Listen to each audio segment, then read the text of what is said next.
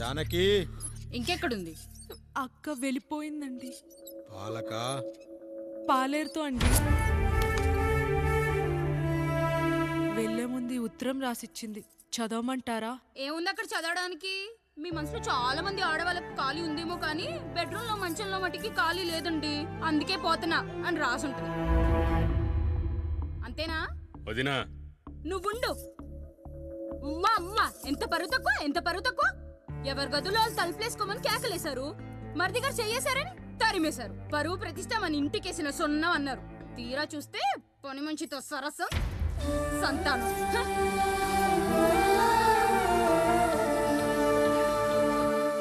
పని చేయించుకొని డబ్బులు ఇవ్వాలి గాని బిడ్డల్నిస్తారని నేనెక్కడా వినలేదమ్మా ఈ చోద్యం.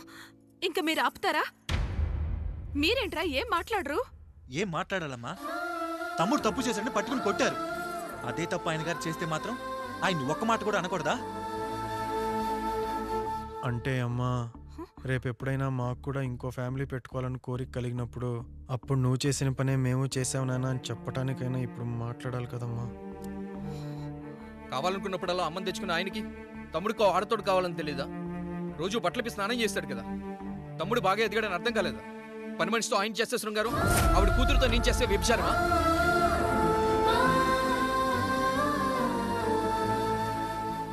మాట్లాడవేంట్రా కాముడు? నువ్వు కూడా నా చొక్కా పట్టుకొని అడగరా? బాబుగారు అడగరా? అడుగు. నా భార్యకు పుట్టిన బిడ్డ నీ పోలికలతో పుట్టాడు, ఏం చేసావని అడగరా? బాబుగారు అడుగు. ఏమడగమంటారు బాబుగారు? నాకు మీ తమ్ముళ్ళకున్నంత జ్ఞానం లేదు. మా ఇంట్లో ఉండేది నలుగురు, కానీ బాత్రూంలో ఉండేది సబ్బు బిళ్ళ ఒక్కటే. నేను స్నానం చేసిన తర్వాత నా భార్య కూడా ఆ సబ్బుతోనే స్నానం చేస్తుంది. నా భార్య ముట్టుకుందని సబ్బు బిళ్ళ మీద కోపడతామా? ఆ బిళ్ళ కరిగే వరకు, మా మురికి వదిలే వరకు మీరేనయ్యా మా సబ్బు బిళ్ళ. మీ గేదెల్ని కడిగితే తప్పులేని నా పిల్లాని చేతులు మిమ్మల్ని ముట్టుకుంటే మాత్రం తప్పుంటున్నారే. వీళ్ళ ఉద్దేశంలో మీరు మీరు పశువు కంటే హీనమనా? ఏమిటి అండి ఆయన? నా వరకు ఆ బిడ్డ నా దేవుడిచ్చిన ప్రసాదం. అది పూజారి ఇచ్చాడా ఇంకోటి ఇచ్చాడా నాకు అనవసరం. అయినా పూజారి పొంగలి పెట్టకపోతే దేవుడి మీద కోపం ఎందుకయ్యా? ఏమో, మా కోసం చెమట చిందించి పనిచేసే ఈ కాముడికి నేను చెమటోడ్చి ఒక బిడ్డను ప్రసాదిద్దామని మీరు అనుకున్నారేమో. ఇందులో కూడా నా మంచే కదయ్యా మీరు ఆశించారు. కానీ వీళ్ళు మీ ఔన్నత్యాన్ని ఎప్పటికీ అర్థం చేసుకోలేరయ్యా, అర్థం చేసుకోలేరు. అయ్యా, ఈరోజు మీ పెళ్ళాం పాలేరుతో వెళ్ళిపోయి ఉండొచ్చు, మీ బిడ్డలు ఈరోజు మిమ్మల్ని తిట్టచ్చు, కానీ ఈ కాముడు మిమ్మల్ని ఎప్పుడూ వదిలిపెట్టడు. మీ చావును ఈ కళ్ళతో చూసే వరకు మిమ్మల్ని వదిలిపోడయ్యా, వదిలిపో. మీరే మా దేవుడు, మీరే మీరే మీరే మా దేవుడు, మీరే మా దేవుడు, మీరే మా దేవుడు.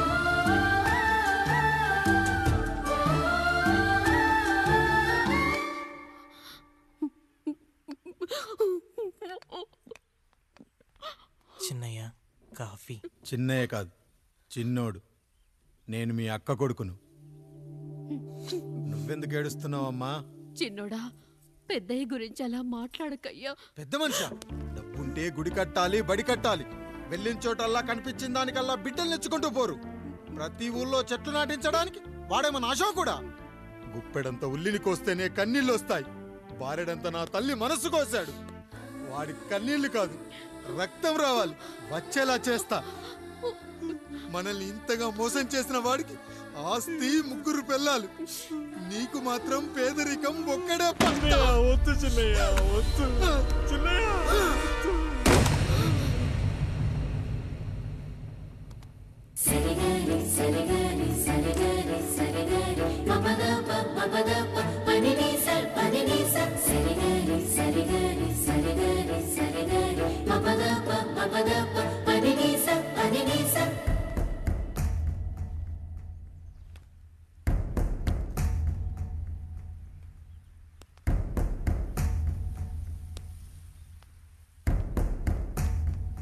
నాన్న, నాన్న. బాబుగారు, బాబుగారు కాదు నాన్న, నేను నీ బాబు నాన్న. మీరు మా పెద్దయ్య బిడ్డ కదయ్యా. కష్టపడి రైతు దుక్కి దున్ని కోత కోస్తే విత్తనాల ఫ్యాక్టరీ వాడొచ్చి ఈ పంట నాది అంటే ఒప్పుకుంటావా నాన్న? ఈ భూమి నీది, ఈ పంట నీది. నేను నీ బిడ్డను నాన్న, నీ బిడ్డను. కానీ ఆ రూపం, ఈ ముఖం ఒక్కటే వాడిది నాన్న. కింద బాడీ చూడు, ఇద్దరం ఒకేలా లేవు. నేను నీ బిడ్డను నాన్న. బాబు, నాన్న, బాబు, నాన్న, ఒక్కసారి నన్ను ఎత్తుకో నాన్న.